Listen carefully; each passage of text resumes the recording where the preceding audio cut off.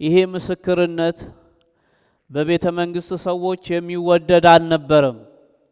ክርስቲያኖች የምንናገረው እውነት ሰዎች ሊቀበሉ የሚችሉበት እድል ስላላቸው ወይም ይሰሙናል ብለን በእኛ በተመቸው ሁኔታ ስላሰናዳን ስላዘጋጀን ብቻ አይደለም።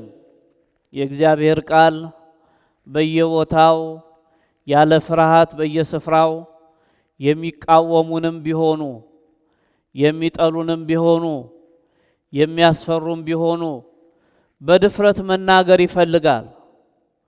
እውነትን መሸሸግ አይገባም። እውነትን ማድበስበስ አይገባም።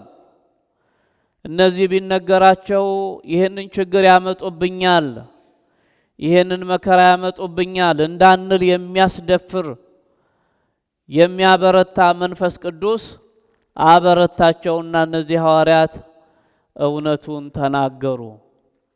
አምነው የተከተሉ ነበሩ። የቤተ መንግስት ሰዎችን ግን አላስደሰታቸውም። ቅዱስ ጴጥሮስን ቅዱስ ጳውሎስን እያያዙ እያሰሩ ብዙ ጊዜ አንገላተዋቸዋል።